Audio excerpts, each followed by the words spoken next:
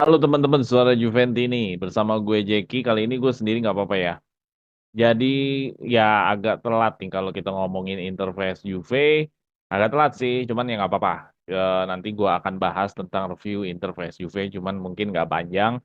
Karena nggak ada teman diskusinya nih, nggak ada teman ngobrolnya nih. Karena banyak yang udah kesibukan masing-masing sih kayaknya. Jadi ya ya sudahlah. Jadi gue sendiri aja yang penting kita tetap mengudara. Untuk teman-teman yang baru join, jangan lupa subscribe dan kasih tahu teman-temannya juga ada channel Suara Juventus ini, ada channel Juventus yang terus mengudara untuk menginformasikan atau men-share analisis-analisis ringan dari para fans. Terus juga kita ada membership. Membership ini untuk mengumpulkan teman-teman nih biar saling terlibat, saling in charge ya, saling berkenalan dengan yang pengisi-pengisi, saling ya, sama teman-teman Suara Juventini yang lain yang sering komentar di sini atau yang sering ngobrol di Suara Juventini. Jadi ayo join di fitur membershipnya Suara Juventini. Oke?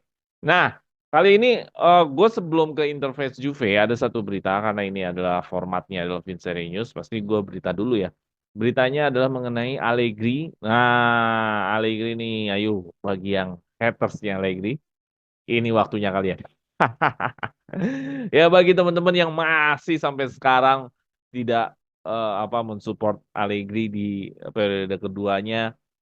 Jadi Allegri ada satu berita yang mengatakan bahwa Allegri baru akan melatih lagi bila dikasih perpanjangan kontrak dengan sisa kontrak satu musim. Jadi kalau misalkan dia nggak diperpanjang kontraknya, musim depan kita nggak bersama Allegri lagi. Nah, bagi teman-teman yang sudah udah sayang kembali, terlanjur sayang dan memang sudah support dari awal pun bersama Allegri. Nah, gimana nih menurut teman-teman? Apakah Allegri sebaiknya diperpanjang ataukah sebaiknya ya sudah memang kita sudah harus berganti kepemimpinan seperti Republik ini ya atau mengganti pelatih yang lebih muda, yang lebih berbakat lagi gitu. Kenapa? Karena eh, jatah untuk gajinya memang bukan gaji untuk pemain elit, untuk pelatih elit. Kisaran antara 3 juta gaji pokok dan 1 juta bonus 4 juta dan rasa-rasanya itu nggak bisa lah pelatih-pelatih elit yang lo sebutin kayak misalkan Zidane atau De Zerbi. De Zerbi itu susah loh karena De Zerbi udah mungkin udah gajinya udah lumayan di apa di Liga Inggris. Jadi menurut gue pelatih-pelatihnya itu yang bakal bisa ya mungkin kelasnya kayak Mota, Italiano, atau siapa lagi pemain Tudor. Ya artinya yang pemain-pemain yang pelatih-pelatih yang bisa digaji dengan hanya seperti itu. Nah, jadi buat haters Allegri inilah waktunya kalian. Tapi buat yang sudah pro sama Allegri, sudah mensupport sama Allegri, memang sangat disayangkan. Kenapa? Karena Allegri sudah memberikan kesempatan banyak untuk pemain-pemain next gen. Ya, dari Enzo, Fagioli, Miretti, Sole, banyak sekali yang diangkat sama sama Allegri. Jadi Allegri mungkin di periode kedua adalah membangun masa depan Juventus dengan pemain-pemain mudanya. Waduh, ini banget ya kayaknya mulia banget ya. Jadi di musim kedua ini trennya adalah di periode keduanya Allegri trennya adalah membangun skuad mudanya Allegri. Nah, jadi gimana nih? Karena dari sisi gaji memang tidak mungkin Allegri melanjutkan lagi dengan gaji yang sama seperti musim ini atau periode yang sekarang. Kalaupun Allegri misalkan mengambil kesempatan itu, jadi gue pikir Allegri ini udah selesai terhadap urusan dunianya karena darahnya hanyalah Juventus ya. Kalau gue pribadi Gue pribadi gue lebih memilih untuk mengganti pelatih. Kenapa? Karena gue pikir ya sudahlah udah 2 periode apa ya periode ketiga pun juga nggak bakal. Ya artinya refreshing itu bagus. Maksudnya refreshment refreshment terhadap sebuah squad itu bagus. Jadi artinya 2 periode sangat cukup. Gua berharap memang ada ganti pelatih ya. Masalah pelatihnya siapa, gue juga nggak terlalu meyakinkan dengan skuad gaji yang segitu. Jadi setidaknya gini aja lah, pelatih yang baru bisa mengakomodir pemain-pemain yang ada di Juventus. Jadi nggak terlalu terlalu, maksudnya gini, ketika pelatih itu datang jangan sampai bedol desa lah, itu aja sih gua.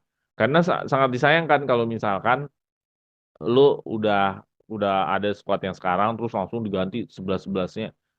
ya itu ya gua nggak pikir itu menjadi satu gue pikir itu menjadi satu bencana lah kalau misalkan ada pelatih datang terus hampir hampir bedol desa ganti mesin itu jangan sampai lah ada pelatih yang datang untuk seperti itu. Kalaupun ada satu, dua, atau lima pemain lah paling banyak is oke. Tapi kalau udah sampai keseluruhan 80%, misalkan 8 pemain, 9 pemain intinya itu jadi diganti lagi, gue pikir itu akan mengulang lagi dari awal ya. Harusnya pemain yang datang ini bisa dilihat, ini ada potensi-potensi pemainnya Allegri gimana nih kalau gua pakai formasinya gua gitu. Jadi seperti itu. Dan gua pikir akan seperti itu ya. Jadi jangan sampai pelatih yang memang nanti mengubah semua gitu loh. Jadi gimana? Setuju? Allegri? Daud? Karena tadi beritanya bahwa Allegri akan melatih lagi bila perpanjangan kontrak akan datang kepada Allegri. Tapi kalau tidak datang perpanjangan kontrak Allegri, bye kita bersama Allegri di musim ini. Itu menurut berita dari Tuttosport. Nah, beritanya nggak banyak, jadi gue langsung mencoba untuk mereview Interface Juve. Interface Juve sangat sayang banget kita kalah, di mana kampanye kita atau tren positifnya Juventus dari bulan Januari sampai awal Februari ini nggak kebawa nih di lawan Inter. Entah gue nggak ngerti kenapa bisa menjadi gugup ya, bisa kenapa menjadi berbeda ya. Kenapa gue bilang berbeda? Karena kalau dilihat dari momentum pertandingannya, itu baru menit 28 Juventus bisa memberikan peluang atau memberikan menciptakan menciptakan membangun serangan. Jadi artinya hampir setengah jam Juve itu hanya meladeni Inter gitu loh. Jadi entah kenapa tiba-tiba Juventus di pertandingan ini seperti tidak siap ya melawan Inter. Seperti kayak kayak tegang sendiri gitu. Seperti kayak seolah-olah kayak apa yang lo lewatin di bulan Januari 6 game yang banyak gol terus tiba-tiba melawan Inter lu eh, kayak Vlahovic ya artinya bukan skillnya nggak bisa ya Vlahovic untuk menusut depan gawang untuk menjadi gol tapi ada tekanan pertandingan lah, mentalitas sekali lagi. Ya karena lu tahu sendiri lah main di Meazza seperti video preview gua selalu akan memberikan suasana yang berbeda, yaitu kayak koreografinya, terus apa chance-chance atau koreo-koreo ya dari setiap eh, tuan apa tuan rumah gitu loh. Jadi gue pikir ya memang memang away ke Meazza ini memang bukan hal yang gampang dan ternyata ya memang Juventus dalam tekanan sampai di babak pertama. Nah di babak kedua pun juga Juventus tidak memberikan perlawanan yang berarti ya. Nggak banyak juga peluang yang bisa diberikan gitu. Inter tetap bisa hampir mendominasi walaupun Inter gua lihat tidak mendominasi dalam bentuk seperti City yang bola dipegang terus. Apa yang gue lihat dari Inter, Inter berusaha untuk bola bisa capai ke depan dengan lebih cepat. Entah itu direct, entah itu carrier bola, lu bawa bolanya, ada yang mau bawa bolanya seperti Mkhitaryan atau seperti Barella. Lu berusaha untuk bola itu segera ke depan gitu loh. Seperti siapa? Hakan. Nah, sedangkan Juventus berusaha untuk mencoba mencoba bermain cepat, tapi sekali lagi tidak ada berani untuk passing bola ke arah kotak penalti atau sepertiga sepertiga terakhir dari area kotak penalti lawan. Jadi relatif Juventus malah temponya menjadi lambat. Harusnya Juventus segera punya tempo yang lebih cepat untuk memberikan serangan balik kepada Inter, tapi yang gue lihat temponya agak lambat ya. Dari kita lihat rating-ratingnya pun, ya hampir bisa kita lihat rating-ratingnya memang keteteran ya. Hampir semua keteteran, tapi karena back-backnya Juventus itu sangat kerja keras dan akhirnya yang tersorot di sini yang performanya tidak terlihatan baik adalah Gatti ya. Gatti tidak terlihat baik performanya karena dia menjaga dari si siapa Turam itu juga keteteran juga gitu loh. Karena kalau gue pikir kalau golnya Turam itu memang nggak murni dari si Gatti sebenarnya ya, tapi ada murni juga dari sisi kanan yang tidak tidak terlihat posisinya dari si siapa Pavard yang melakukan salto terus akhirnya di diteruskan sama Thuram atau sebenarnya gol bunuh diri Gatti ya. Nah, itu permasalahan awalnya, yaitu adalah, eee, Juve Inter mampu melihat ruang kosong dari Juventus. Nah, ini yang perlu harus dievaluasi ketika, lu bermain dengan tempo lambat, tapi lu tetap juga bisa punya ruang kosong, gitu loh. Jadi evaluasi gue terhadap Juventus melawan Inter adalah pertama, ini kenapa bisa berbeda gitu loh, temponya lambat, terus tidak berani, passing ke depan. Jadi ada hal-hal yang berbedalah. Nah, ini yang harus perlu dievaluasi. Kenapa harus berbeda lawan Inter? Ini kan pertandingan yang tiap musim lu akan lawan Inter gitu. Jadi sangat disayangkan. Terus kalau untuk pemain tengahnya, ya Cambiaso banyak kehilangan bola ya, bola lepas-lepas, terus Yildiz sama Vlahovic juga jarang menerima bola. Yildiz juga yang gua harapkan dia bisa punya spotlight untuk masuk ke dalam kotak penalti, melewati lawan, tapi itu tidak terjadi juga dalam Yildiz. Jadi memang tekanan pertandingan ini membuat, pertandingan melawan Inter menjadi seperti Juventus setidaknya megang bola aja gitu, setidaknya tidak kebobolan gitu. Jadi yang gua lihat seperti itu. Memang sangat disayangkan, cuman pertandingan masih banyak. Ya ini baru baru Giornata 20-an, jadi masih ada beberapa belas pertandingan lagi. Artinya, peluang Scudetto ada nggak? Ada. Peluang Scudetto-nya ya mungkin nggak sebesar 70% atau 80%, mungkin 60%. Karena biar bagaimanapun Inter juga belum menemui semua tim-tim yang, mmm, performanya juga cukup merepotkan ya, seperti kayak Fiorentina, seperti kayak Roma, seperti kayak Lazio kan belum belum ketemuin semua. Dia juga belum ketemu sama Milan. Jadi peluang Juventus untuk Scudetto tetap ada. Peluang Inter juga, turun selalu ada. Peluang Inter tetap menjadi Scudetto juga ada. Jadi, ya peluang Juventus tetap ada Scudetto dan adapun pemain-pemain yang diharapkan bisa main dari awal harusnya seperti Chiesa itu harusnya main dari awal, ya karena memang masih cedera.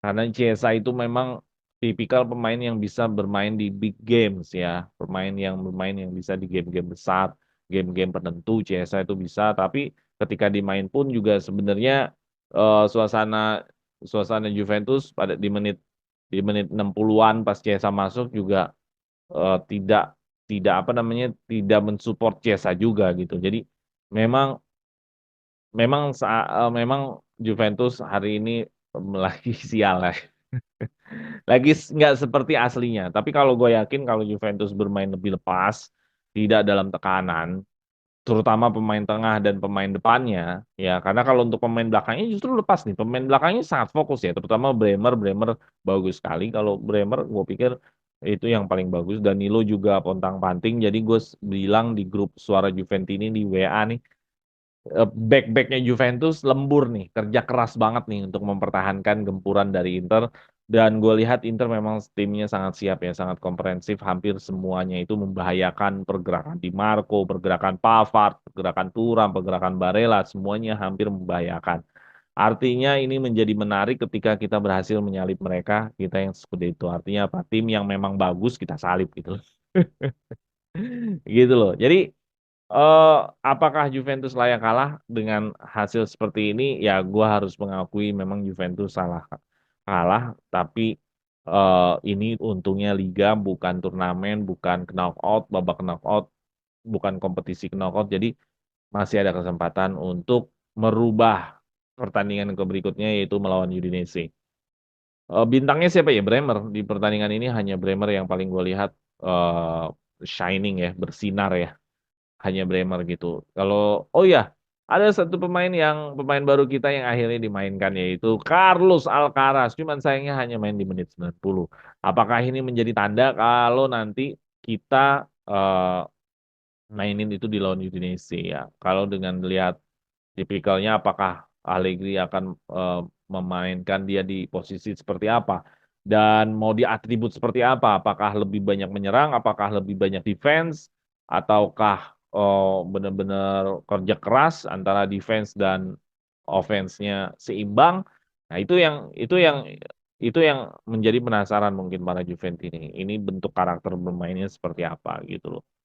Itu aja kali ya dari gua, beritanya nggak banyak, eee, tadi gue di depan ngomongin Allegri, kedua juga tanggapan sedikit tentang Inter vs Juventus. Apalagi kalau nggak ada, mungkin kita akan lanjut lagi di materi selanjutnya atau di video selanjutnya. Kita akan ketemu lagi di preview Juventus vs Udinese minggu ini ya. Oke, ya sayang banget. Aduh, tapi nggak apa-apa, kita masih bertahan di peringkat 2. Oke, jangan lupa subscribe, share, and like. Vino alla fine, Forza Juve!